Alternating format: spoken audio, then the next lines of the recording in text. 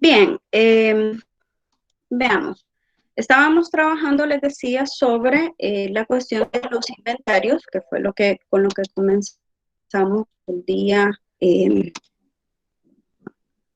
mejorar un poco la resolución acá, que fue lo que comenzamos el día sábado. Hablamos de la definición de inventario, cómo se mira el inventario desde una empresa, desde una entidad diferente a una institución educativa, y también hablábamos de la definición de inventario, pero inventario visto desde el punto de vista del Ministerio de Educación. Entonces, ahorita vamos a ver la clasificación en general de los inventarios y vamos a ver una parte que es específica de los inventarios del Ministerio de Educación, que en este punto tiene que ver con cómo se diseña la codificación, la función que ésta tiene y para el día de mañana, para quienes son directores, no sé cuántos directores tengo aquí en este grupo, vamos a hablar del inventario en SIGES. Entonces, vamos a echarle un vistazo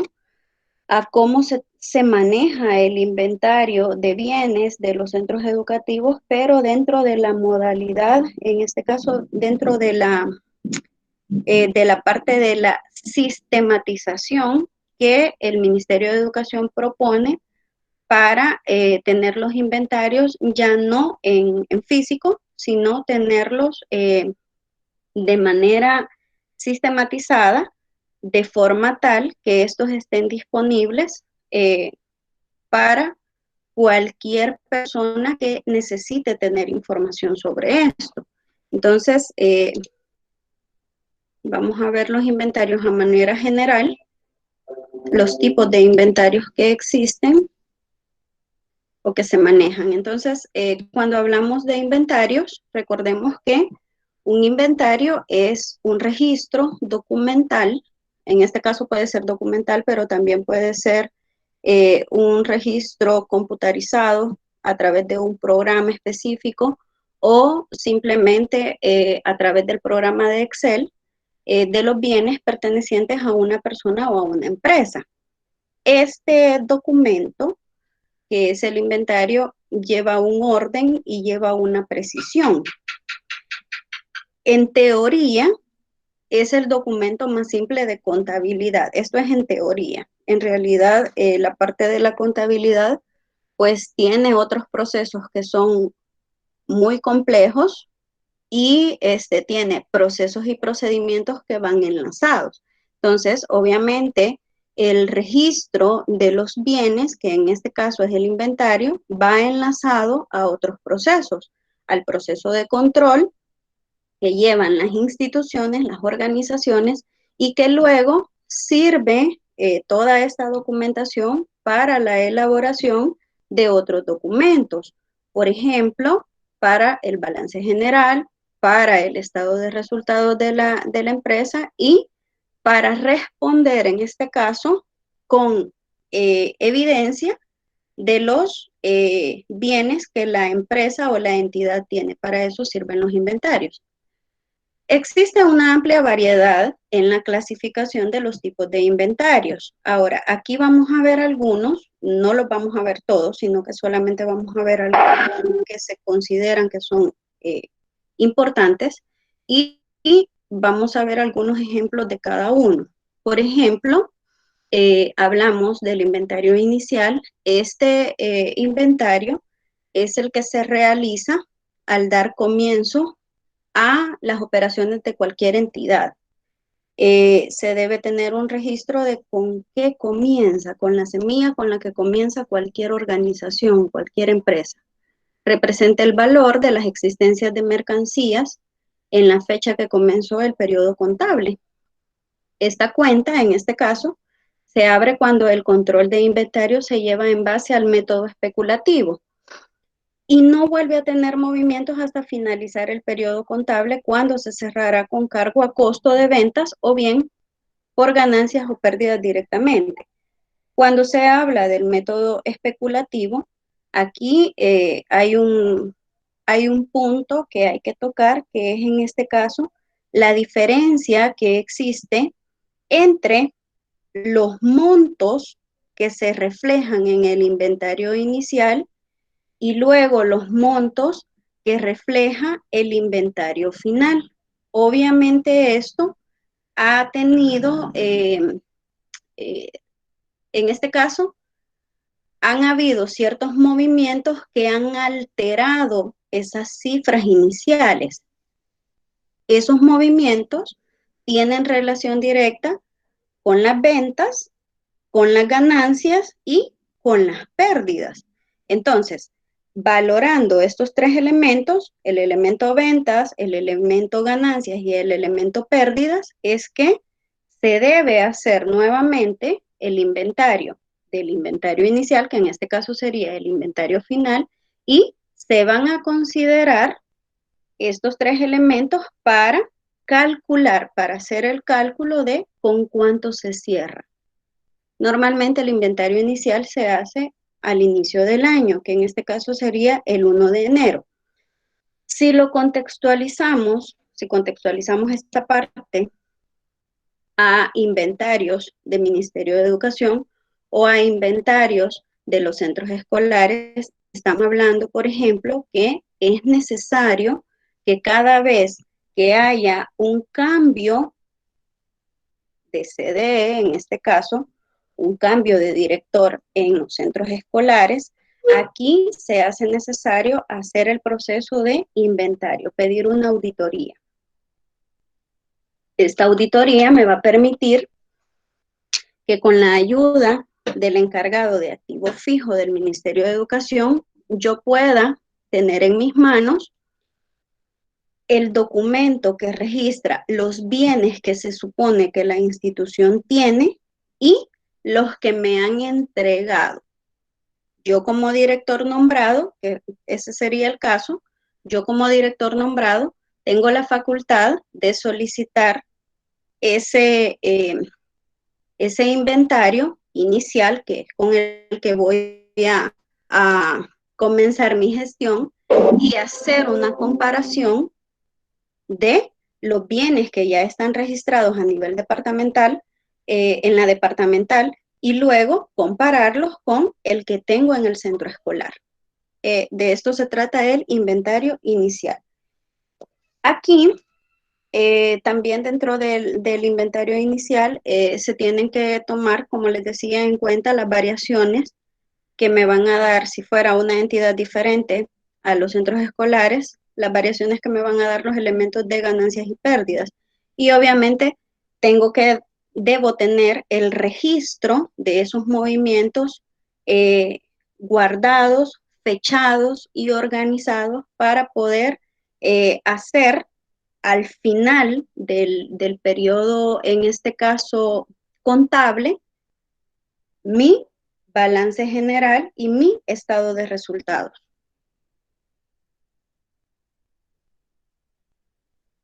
Existe también el inventario final, que en el caso del inventario inicial se comienza a la fecha 1 de enero, cuando normalmente se hacen inventarios en las grandes empresas. También existe el inventario final. Este normalmente se hace al cierre de un periodo fiscal, el cual termina casi siempre el 31 de diciembre. Aquí el comerciante, la entidad, la empresa, revisa todo lo que tiene que ver con su patrimonio. O sea, en este caso estamos hablando de la mercancía, los activos que tiene, los bienes que tiene, y revisa cómo han estado los movimientos durante ese año, después de efectuadas todas las operaciones mercantiles de dicho periodo. Se realiza al finalizar el periodo contable y responde al inventario físico de la mercancía de la empresa y su correspondiente evaluación. Al relacionar este inventario con el inicial, con las compras y ventas netas del periodo, se obtendrán las ganancias o pérdidas. Este, obviamente, está vinculado directamente con el inventario inicial. Y al hacer la comparación entre el inventario inicial y el inventario final, pues se toman en cuenta repito, los elementos de ventas, ganancias, pérdidas. Existe también otra clasificación que se llama inventario físico. En el caso del inventario físico, es el inventario real. Permítanme.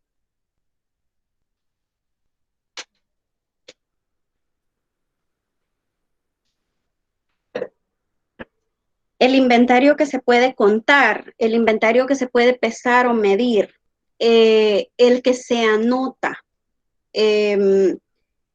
al que se tiene acceso, en este caso, el que yo puedo a través de una pesquisa, por así decirlo, a través de una pesquisa, a través de una revisión, yo puedo dar fe que existe, que está en X lugar, que se encuentra en X lugar. Ese es el inventario físico. Este clasifica diferentes clases de bienes. Aquí hablamos de mercancías, hablamos de productos, hablamos de objetos, hablamos de piezas, etcétera. Eso es inventario físico, dependiendo de la empresa a la que se le esté haciendo el inventario. Y dentro del inventario físico se evalúan cada una de las partidas. En este caso, por ejemplo, si tenemos inventario de materia prima, si tenemos inventario, por ejemplo, de productos que están en proceso, si tenemos inventario de producto que es determinado, a esto se refiere cuando habla de inventario físico. La realización de este inventario tiene como finalidad convencer a los auditores de que los registros del inventario representan fielmente el valor del activo principal. En este caso, los inventarios que presenta el Ministerio de Educación o los que se van a presentar al Ministerio de Educación, estamos hablando de inventarios físicos. Un inventario en físico, en este caso, me podría dar la certeza dentro de un centro escolar, por ejemplo, de cuántos pupitres hay en un nivel, de cuántos pupitres hay en un aula, de cuántos libreros hay, por ejemplo. Si el centro escolar tiene biblioteca, me puede decir cuántos libros de texto hay, cuántas obras hay, cuántas enciclopedias hay. Si el inventario se hace, por ejemplo, para la banda musical, me puede decir con cuántos instrumentos cuenta, porque yo voy al lugar y observo los elementos que voy a contar. Es obligatoria, en este caso, o es obligatorio hacer este inventario por lo menos una vez al año, el inventario físico. Luego, para las empresas que trabajan con materias primas, que en este caso pues pueden ser, por ejemplo, empresas de alimentos, aquí estamos hablando de aquellos materiales que son directamente utilizados para la fabricación de algún producto. En este caso, lo que ustedes están observando, pues parece ser que son metales, láminas, son piezas que son básicas para la elaboración de algún producto. En este caso también representan existencias de los insumos básicos de materias que habrán de incorporarse al proceso. Aquí estamos hablando, por ejemplo, en los inventarios de materia prima, tenemos todos estos con los que trabajan, por ejemplo, los supermercados, en donde en el Super Selectos, por ejemplo, ellos tienen sus propias granjas y tienen encargados de esas granjas en donde tienen animales de granja, en este caso pueden ser vacas, tienen cerdos, tienen pollos y los tienen clasificados. Estas granjas son las que producen esta materia prima que luego se procesa y se lleva a los supermercados y es lo que nosotros compramos y consumimos. También dentro de los inventarios de materia prima, hay inventarios de materia prima para empresas que se dedican, por ejemplo, a vender insumos para el sector salud. En este caso, por ejemplo, los que venden, los que venden jeringas, los que venden mascarillas, los que venden guantes, que en este caso son materia prima para poder desarrollar el trabajo dentro de los hospitales, dentro de las clínicas, dentro de las instituciones de salud.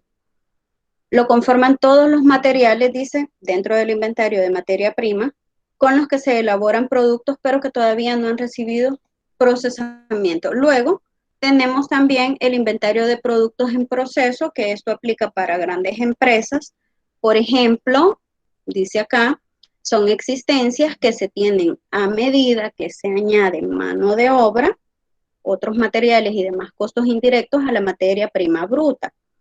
El ejemplo que aparece en la diapositiva, si ustedes ven, es el de una fábrica que produce lácteos, que en este caso son diferentes tipos de queso.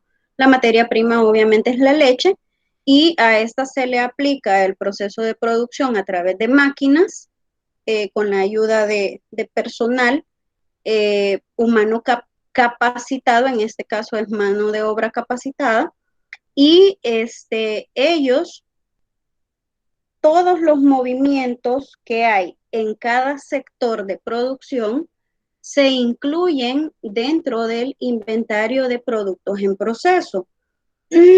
Obviamente, para obtener este producto, pues este tiene que pasar por un procesamiento, tiene que pasar por máquinas, tiene que pasar un control de calidad y cada uno de los pasos, cada una de las secciones que va pasando el producto, pues tiene que ir inventariado.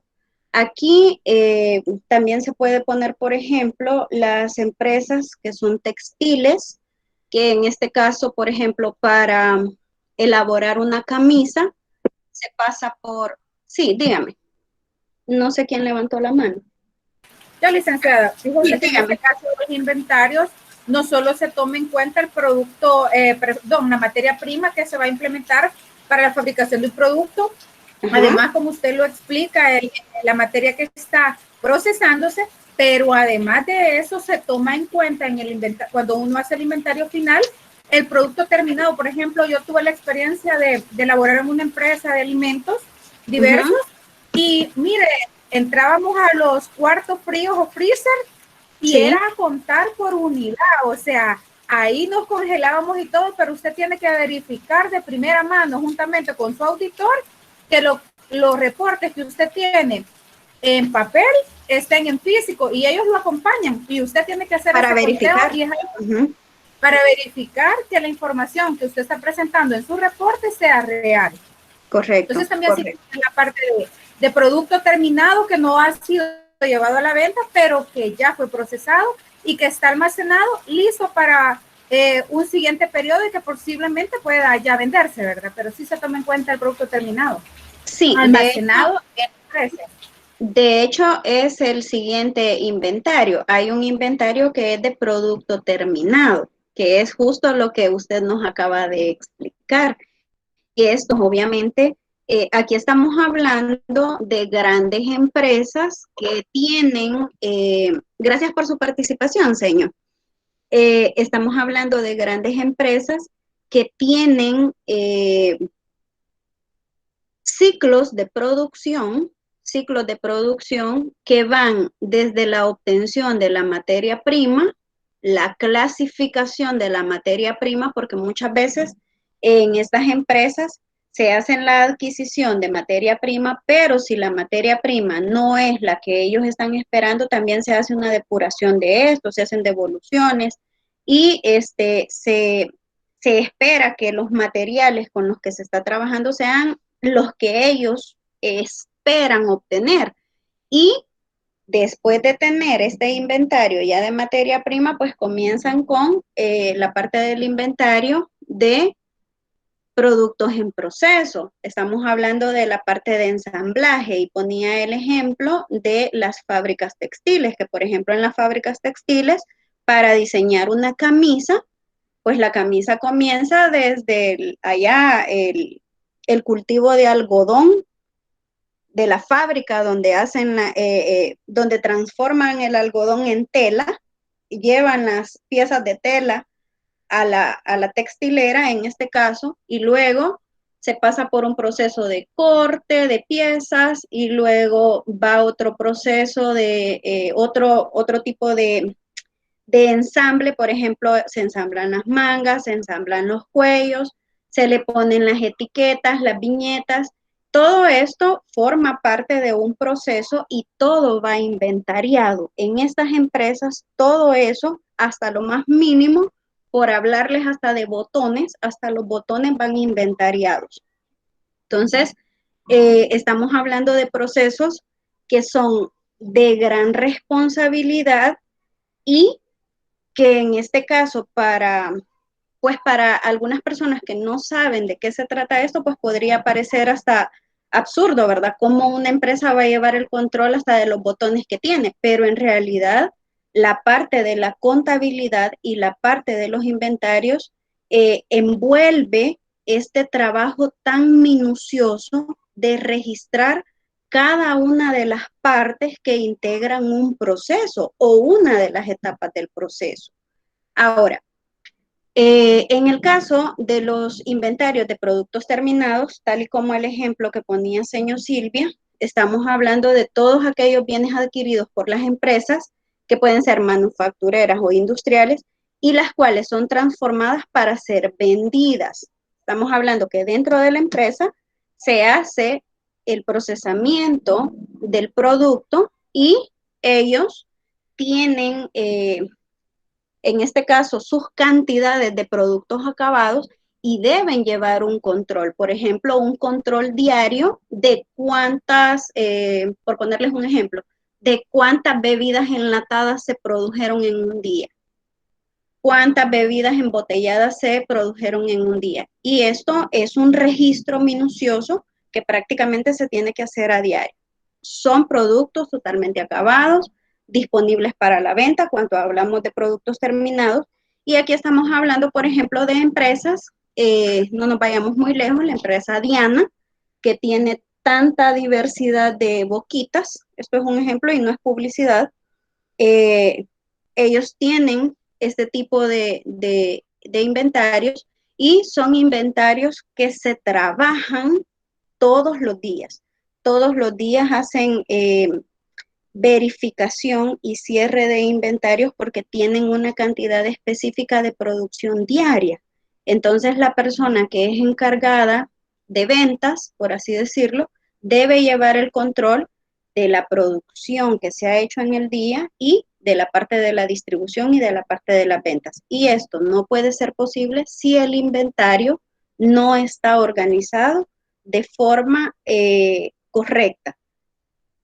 Luego tenemos, por ejemplo, también dentro del inventario, ejemplo de inventario de productos terminados, las empresas que tienen venta de equipos médicos, las empresas que tienen, por ejemplo, venta de productos médicos, que en este caso estamos hablando de laboratorios, estos laboratorios que hacen, que crean medicamentos, por ejemplo, pastillas, vitaminas, jarabes, todas estas cuestiones. Entonces, ellos trabajan con inventarios de productos terminados porque a partir de esto pueden tener, en este caso, un control de la producción. Ahora bien, estas empresas que manejan este tipo de inventarios y que son tan rigurosos, hacen presentaciones de documentos que ustedes ya conocen, que en este caso es balance general y estado de pérdidas.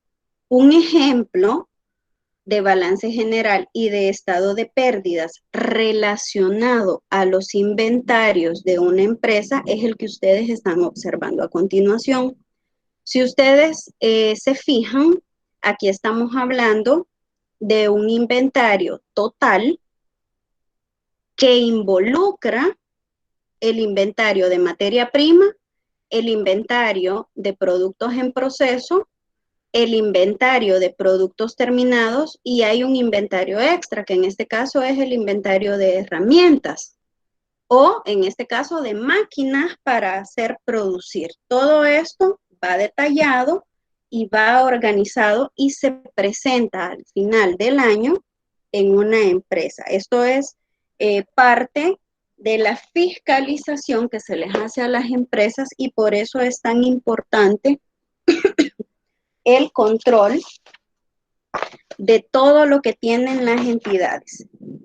Los inventarios sirven para tener el control de toda la existencia, en este caso, de productos, de mercadería, de objetos, de bienes que tiene mi empresa.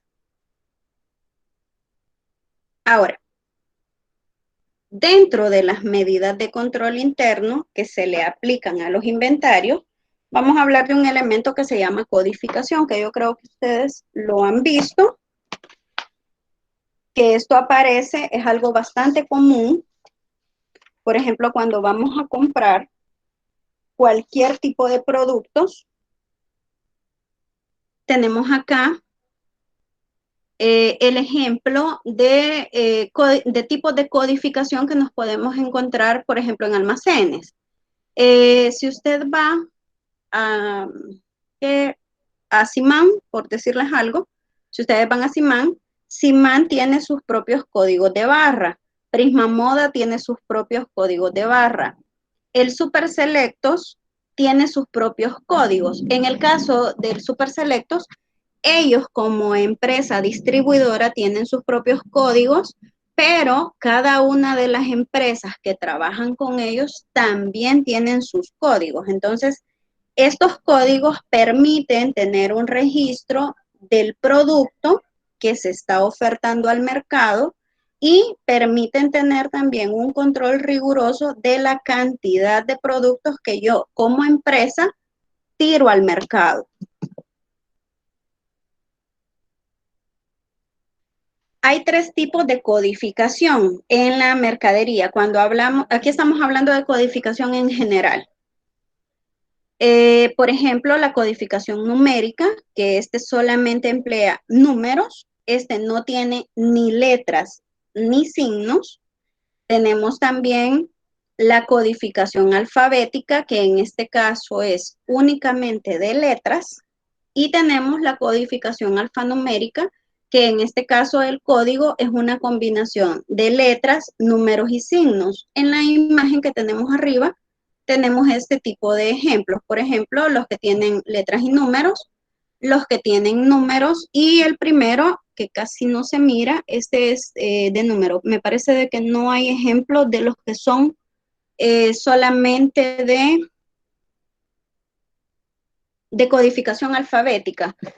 Creo, voy a investigar bien eso, no sé por qué, al menos en las empresas con las empresas que nosotros conocemos no trabajan con codificación alfabética. Parece ser que hay algo ahí de por qué no utilizan este tipo de códigos. Parece ser que la mayoría ocupa numérica o alfanumérica. Hay un par de sugerencias que esto es para tomarlo en cuenta. Aplica tanto para entidades diferentes a las instituciones educativas como para empresas que se dedican a otros rubros con respecto a los inventarios. Entre las recomendaciones, la primera es el conteo físico de los inventarios por lo menos una vez al año. Independientemente de la empresa, se sugiere hacer un conteo físico de los productos, de las mercaderías, por lo menos una vez al año. Hay empresas que tienen sus propios programas de revisión.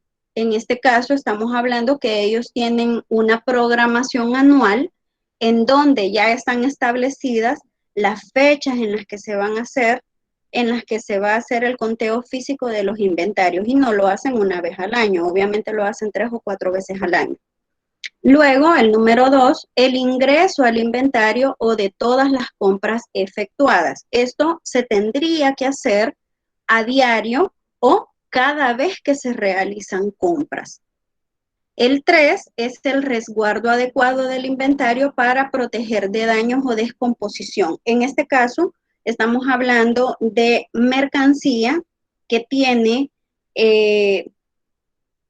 condiciones en las que se puede descomponer o se puede dañar. Esto significa que el lugar donde está, estamos hablando de que las empresas tienen que preparar esos lugares específicos para guardar su mercancía porque tiene condiciones, en este caso de frágil, tiene condiciones en este caso de vida duradera hasta cierto tiempo y obviamente necesita tener el lugar adecuado para guardarlo. Por ejemplo, cámaras refrigerantes, en este caso, congeladores o lugares que son 100% oscuros, lugares dentro de la empresa en donde no hay luz o lugares, por ejemplo, que estén lejos de la humedad, etcétera. Todas esas condiciones se tienen que ver para mantener resguardada de forma adecuada toda la mercadería que la empresa tiene. En el número 4, dentro de las recomendaciones, tenemos también permitir el ingreso del área de inventario solo a personal autorizado. Esto se hace para evitar pérdidas. No es que se desconfíe de las personas, ¿verdad? Pero de repente en las grandes empresas y sobre todo en las empresas que tienen, por ejemplo, mercancías que son atractivas, pues podría en este caso sufrir de pérdidas si hay un hurto, si hay un robo, y esto obviamente pues va a afectar a la hora de hacer la comparación de, el registro más bien, de ganancias, pérdidas y ventas, si hay mercadería que ha sido hurtada. Entonces, por eso se recomienda que haya una persona que es la encargada de la parte del inventario. Finalmente, mantener un registro actualizado del inventario, dando de baja todos los productos dañados o defectuosos. Esto es una tarea constante y por eso se debe asignar este cargo, en este caso, a una persona. En algunos centros escolares, tengo entendido que, por ejemplo, la persona que es la encargada de almacén es la que hace todas estas diligencias. Es una persona que está pendiente de las existencias, de los materiales, de los insumos que se van a utilizar y es la persona que hace las compras de una vez. En los centros escolares se debería de hacer eso también. Sé que en algunos centros escolares sí se hace, pero también sé que en algunos centros escolares pues esto no se hace.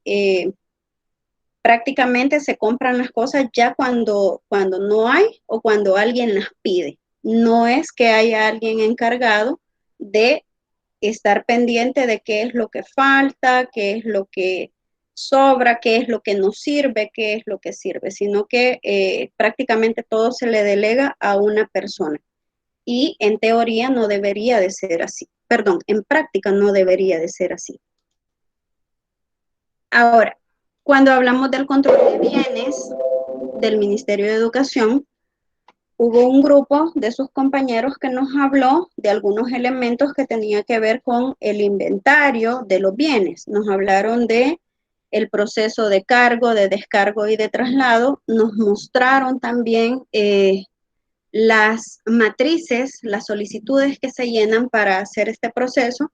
Y en este momento yo les voy a hablar de la forma cómo se codifican los bienes y también cómo se lleva el inventario, en este caso, a través de la normativa que está estipulada en el instructivo del Sistema de Registro y Control de los Bienes Muebles del Ministerio de Educación. Aquí, en este punto, lo que el manual sugiere es que el sistema de organismos de administración escolar, el CDE, la ACE en este caso, y el CESE, para codificar los bienes muebles de la institución educativa, va a utilizar 3 grupos de números. Esto me parece que se platicó en ese momento. El primer grupo de dígitos corresponde al código de infraestructura de la institución, que consta de 5 números. Por ejemplo, 20062. Eso es un ejemplo, el cual es asignado por la oficina central correspondiente. Este código de infraestructura todos los centros escolares lo tienen. El segundo y tercer grupo de números, que es el que va a acompañar al código de infraestructura, dice que es similar al numeral 2 y 3 del literal A. Entonces yo se los coloco aquí. ¿Qué quiere decir? Que el segundo grupo identifica el tipo o clase de bien según el instructivo de codificación. Ese instructivo de codificación viene anexo a este instructivo del que les estoy hablando. Y el tercero corresponde al número correlativo del bien. En este caso sería cuántos elementos de este tipo tiene la institución.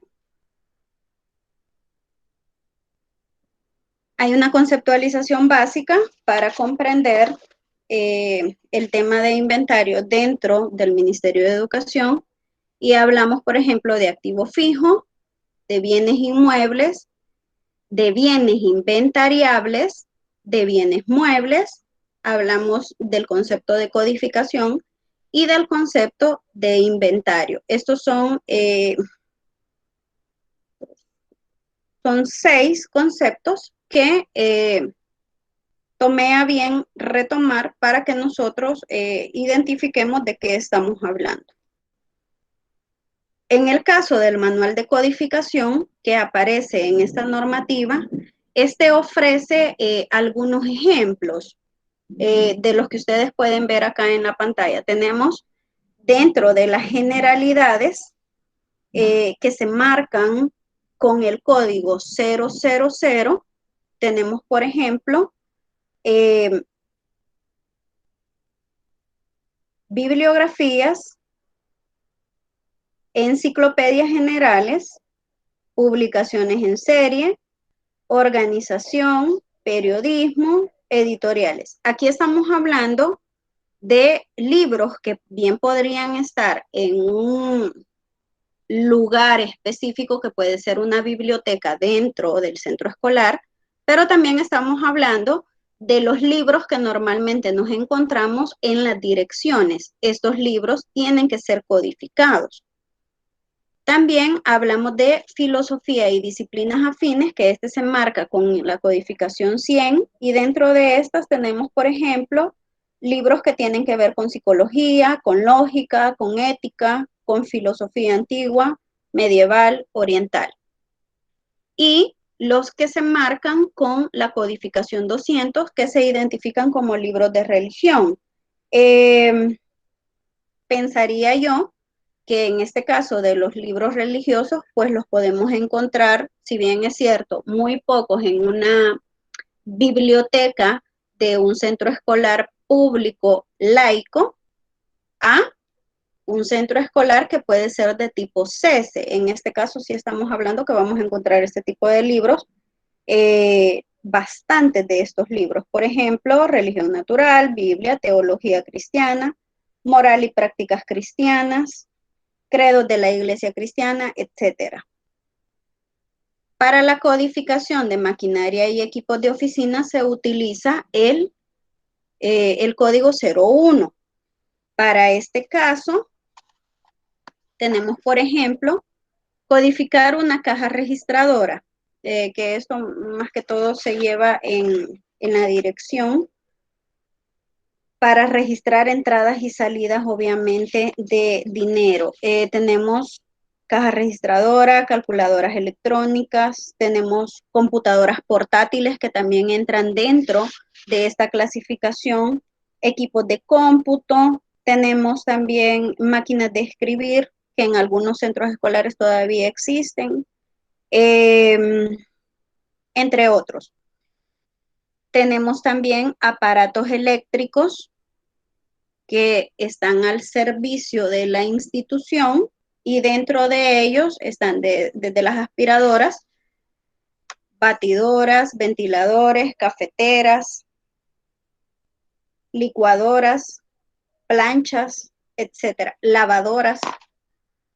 Dentro del mobiliario lo que se clasifica como mobiliario. Ojo que aquí no estoy poniendo todo lo que está en este manual de codificación, estos solo son ejemplos. Dentro del mobiliario tenemos archivadores, muebles para computadora, armarios, libreras. También está la clasificación o codificación de instrumentos musicales y cada instrumento pues tiene su propio código. Y luego, en este punto, tenemos lo que es el formulario de mobiliario y equipos. En este caso, para el llenado de este se debe hacer, si fuera el caso, se tendría que hacer al inicio del año, si fuera el caso.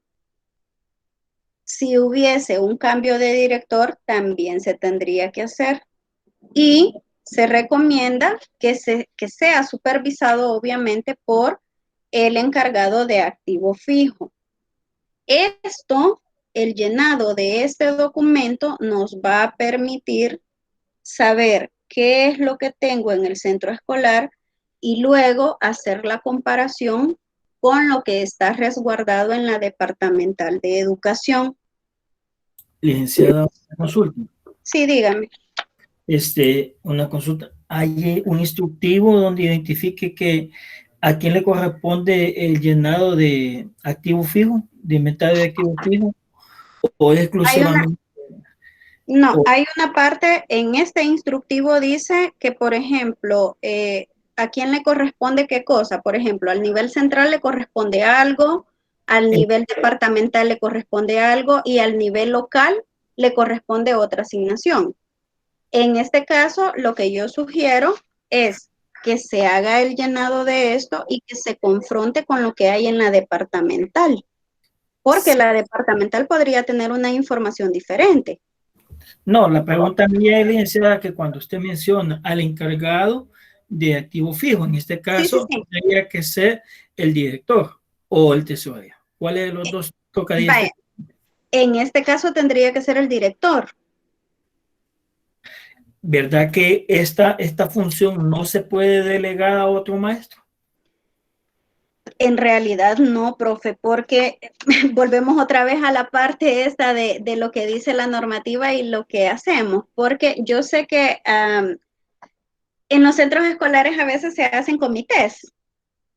Entonces, a veces se le delega al comité, por ejemplo, que haga el llenado del inventario o se le da al profesor de aula. Entonces le decimos, el profesor de aula de cuarto grado A va a llenar el inventario o va a hacer el inventario de sus bienes.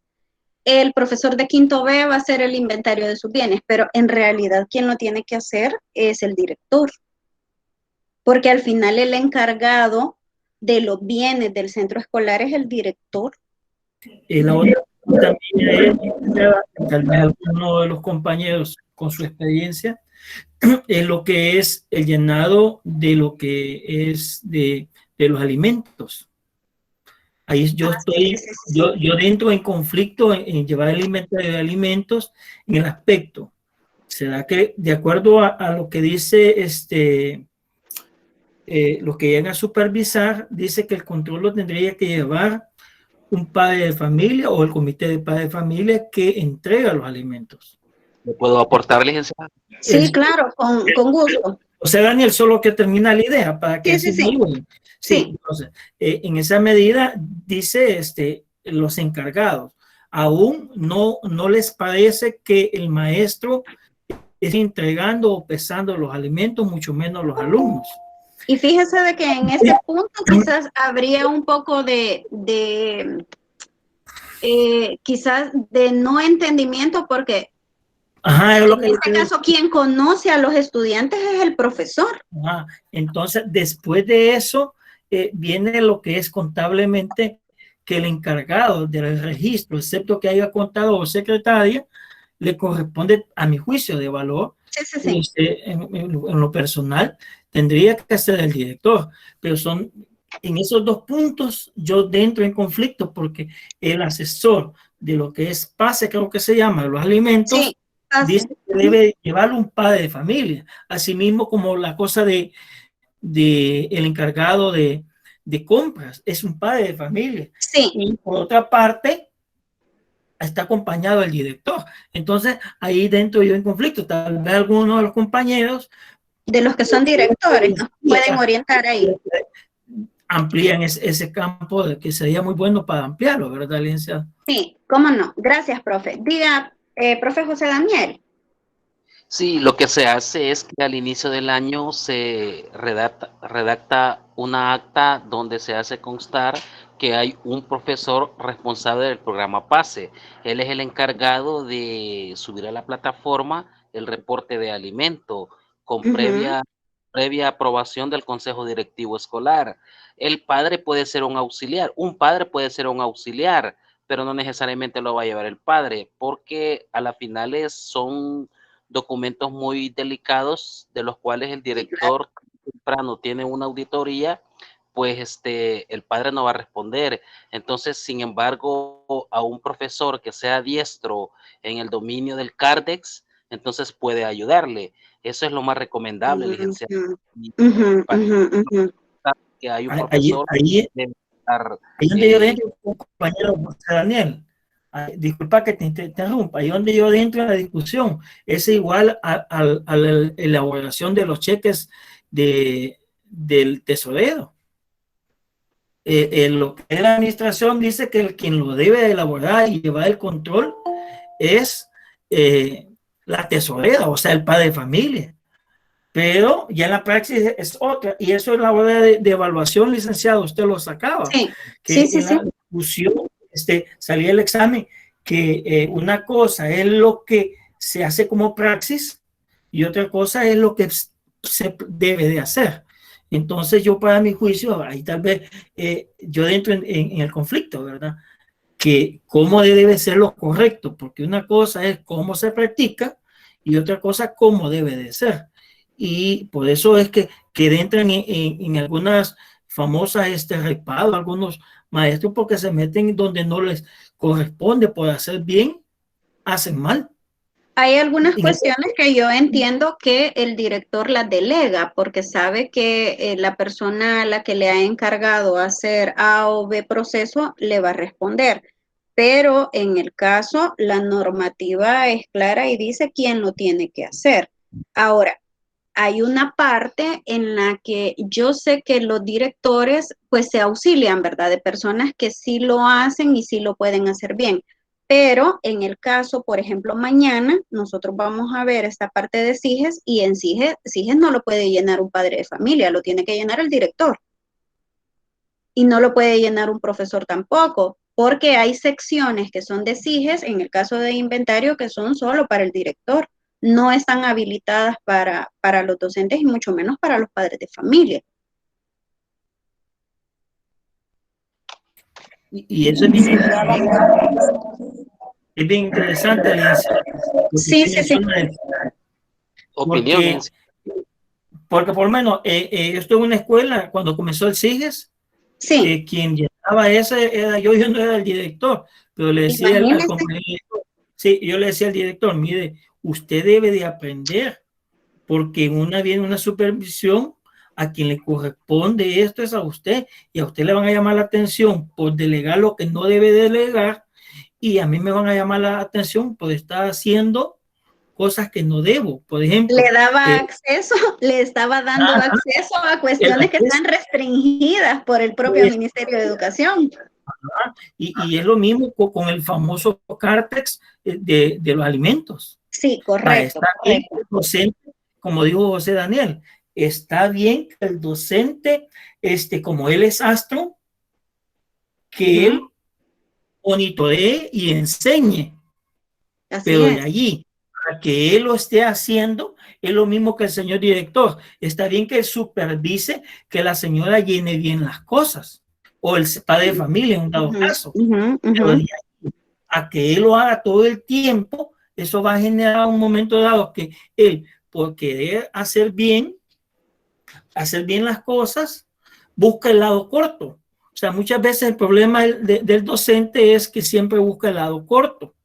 y por hacer la situación corta le genera conflictos posteriores. En Correcto. ese caso, por ejemplo, ¿qué es más fácil? ¿Hacerlo él o enseñarle a alguien que lo haga? Lo ideal para el docente, y a nosotros nos pagan para enseñar, no para hacer. Y así como la elaboración de cheques, así como el registro de Cartex, en el caso de lo que es la matrícula, allí ese sopapo no se debe delegar a los maestros. Y Pero hay el escuelas director que los profesores están llenando la parte de la matrícula de todavía, la profe, matrícula, porque pero tienen encargado de registro académico y esa persona solo está cobrando y no lo está haciendo y esa es función de él. y supuestamente, fíjese Participar. bien, Sí, sí, claro, solo disculpe, levanten la solamente mano. Ya vamos a eh, terminar la parte del profe José David y luego aportan. Gracias. solamente lo último que yo Sí, digo que debiera, para deber de ser bien, que el docente debe de enseñar y abstenerse hasta donde lo permite la ley, porque correcto. el hacer las cosas al final nos generan conflictos y esos conflictos, aunque les parezca ridículo, así como están las situaciones en el país, cualquiera puede ir preso por andar manejando cosas que no les corresponden. Solamente hasta Sí, ahí. gracias, profe. Señor Marlene y luego señor Evelyn. Sí, buenas noches. Yo no soy Buenas noches. directora, no soy directora, pero sí sé que se debe de formar un comité, el cual es el CAE, en el cual ¿Mm? debe de estar por 2 padres de familia y un maestro, el cual uno de ellos es el coordinador y de preferencia debe de ser el maestro el que va a coordinar todo eso, las entradas y salidas de los alimentos, de acuerdo a la asistencia de los niños y niñas que van a comer por día. Solamente, licenciada, gracias. ¿Cómo no? Gracias. Señor Evelyn. Ya me ayudó la señora Marlene, es lo que le iba a decir. ¿Cómo no? Y en el caso de los inventarios, sí es competencia directamente del El director, director. porque por ejemplo en el 2014 que se Ujú. comenzó a trabajar los inventarios en línea, pues yo Sí. recuerdo que hasta de noche me tocaba ahí quedarme en la escuela con algunos compañeros y padres de familia que me ayudaban a ir verificando códigos, ¿verdad? Y Sí. sí, es competencia propia, ellos solo me ayudaban, pero la responsable directa era yo en ir digitando todo eso, porque tampoco di Ajá, contraseña clave ni correcto, nada, correcto. solo me iban ayudando ahí en verificar códigos, que si estaban correctos o no, y las Ujú. fechas y las facturas, porque ahora en los inventarios tiene que ir el número de factura con el que fue el poder adquisitivo, el valor Sí, adquisitivo, perdón, y también de qué fondos ha sido adquirido, si ha sido correcto. donación, si ha sido compra, de qué presupuesto. Y eso es competencia directamente de los directores o directoras. Y en el caso de lo de CIGES, ahí, bueno, no sé, ¿verdad? Ahí, hay una sola dirección supuestamente del Ministerio de Educación, pero hay algunos que trabajan en el área urbana, pues que todo lo tienen, gracias a Dios, que me alegra, ¿verdad? Pero Ujú.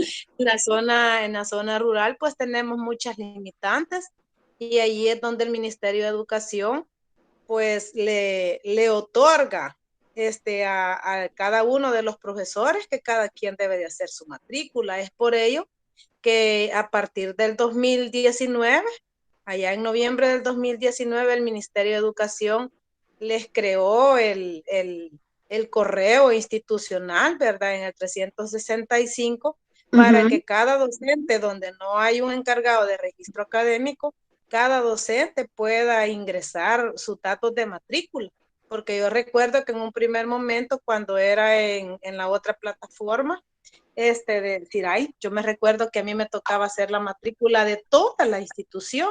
Me recuerdo que en mi escuela no había internet en ese momento y a mí me tocaba que llevarme todos los expedientes de todos los chicos para una sede donde había internet a Y ahí lo matricular hacía. y se actuaba con irresponsabilidad porque como no eran ellos que lo hacían, Sí, sí, había sí. una gran irresponsabilidad que no tenían los datos completos y uno tenía que estar gastando en teléfono llamándole a cada uno de los profesores para completar la información. Entonces creo que a raíz de tantas quejas de nosotros, ¿verdad? De que la gente no actuaba con responsabilidad, atenidos que no matriculaban cada uno de ellos, pues nos escucharon al fin y les crearon pues ese correo, aparte de ser para que recibieran su boleta, el objetivo principal fue eso, de que cada quien hiciera su proceso de matrícula, ¿verdad? Porque ahora cada uno la hace, cada uno tiene su propio contraseña, ¿verdad? Y el director tiene una contraseña aparte, porque yo, por ejemplo, si hay casos que ellos no pueden matricular, yo lo hago, pero ya lo hago directamente con mi correo, con mi usuario y contraseña. No es la misma que ellos manejan, ¿verdad? Entonces, porque, por ejemplo, casos de traslado no los pueden manejar ellos, pueden hacer matrículas. Pueden hacer matrículas, pero otros procesos no los pueden hacer, solo los directores. Son propios del director, sí, correcto. Exacto. Entonces, fíjese de que esos casos ya los veo yo, ¿verdad? ¿Cómo no? Pero con ese objetivo, ¿verdad? Bueno, según lo que nos han dado a conocer a nosotros en los procesos de capacitación. Ahora, si la persona que nos ha dado la inducción está equivocada, pues ahí no les sabría decir, pues esa es la inducción que a nosotros nos han dado, pero sí, esa es competencia de cada uno de los profesores en el caso donde no hay un encargado de registro académico. El comentario surge, señor, porque se han visto casos, y esto es verídico, en donde hay un director, hay un encargado de registro académico y son los profesores los que siguen llenando. Igual, han habido situaciones en las que se convoca, por ejemplo, a reunión de directores y quien va es la secretaria o el encargado de registro académico. Se supone que para todas estas cuestiones, la cabeza de la institución es la que tendría que estar ahí, ¿verdad? Nos estamos saliendo un poquito del tema, pero tiene relación con eso. Diga, profe. No, solamente mencionar lo siguiente, compañero. Para comenzar, lo que él SIGES ha venido evolucionando. Sí, y claro. desde el 2018, cuando se introdujo a nivel nacional, porque comenzó como piloto y después ya se metió ya a nivel nacional, a un principio se le dio pase a todos, o sea que todos podían hacer la matrícula, cada docente. En el 2019 se especializó y se establecieron ciertos nuevos lineamientos. Uno de los primeros, digo esto porque por ser un poquito meque, he estado de asistente y asesor en el área de diferentes partes administrativas. Aunque no soy director, he estado dando asesorías en SIGES. Y tuve en un momento determinado el acceso como técnico. Lo que quiero mencionar de que en el 2019 se modificó y se le dio el realce que solamente los directores tuvieran la contraseña de ciertas cosas que el maestro no podía hacer. Y una de ellas era la matrícula. De tal manera que si algún maestro quería ayudarle al director, trabajaba con la cuenta del director. Pero se topaba que cuando el director estaba trabajando con esa cuenta, el otro no podía estar trabajando con la misma cuenta porque ya le habían cerrado el enlace. Solamente solo era para un usuario.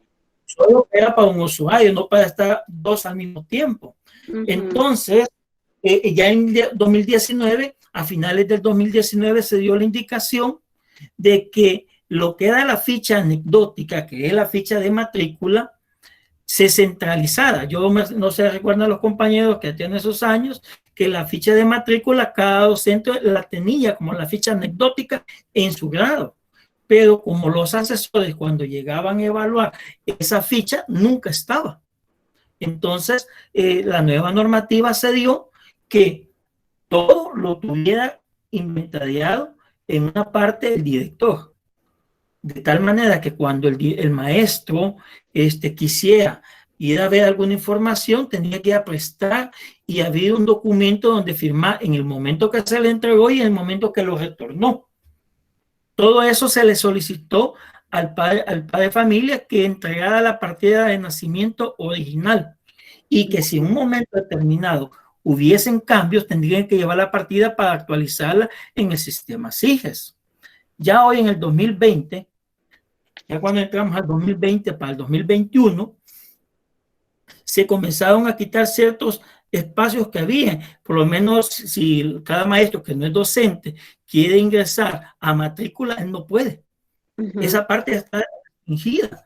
Y además de eso, está restringida, el docente, si quiere cambiarle el nombre o cualquier dato personal del alumno, el maestro tiene que ir donde el director y él deberá cambiar. Lo cambie. Para que lo cambie. ¿Ves?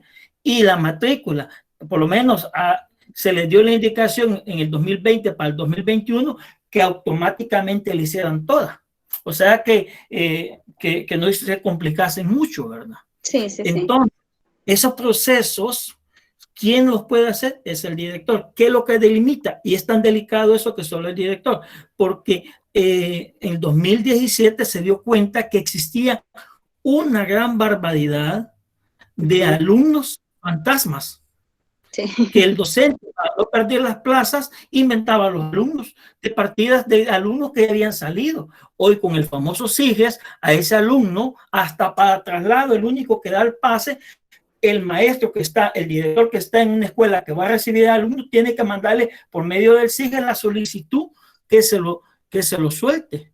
Y cuando el otro, el director, donde lo tenía, ve el dato que le han enviado, él lo suelta. Es un proceso un poco engorroso. Lo que hace falta es que por medio de SIGES actualicen los números de teléfono de cada escuela, para que en vez de estar mandando correos que ni muchos ni lo ven, se le hablen directamente a los maestros. A mí me sucedió un alumno que dejó de estar estudiando en mi escuela y se fue para otro lado. Y me habló el maestro de la otra escuela. Mire, dice que necesito que me lo saquen. Vaya, voy a hablar con el director, le dije. Entonces, lo que les quiero decir es que poco a poco el SIGES se va a llegar a un momento que se va a actualizar y va a ser registrado. Y ya aquellos maestros que se dedicaban a regalar o vender certificados ya no lo van a poder hacer. Esa es otra parte bien delicada. Sí. Entonces, el SIGES vino a eliminar lo que es inflar matrícula. Dos, además de eso, vino a eliminar lo que es vender certificados, que era una práctica no de los docentes que están aquí, sino antiguo, ¿verdad?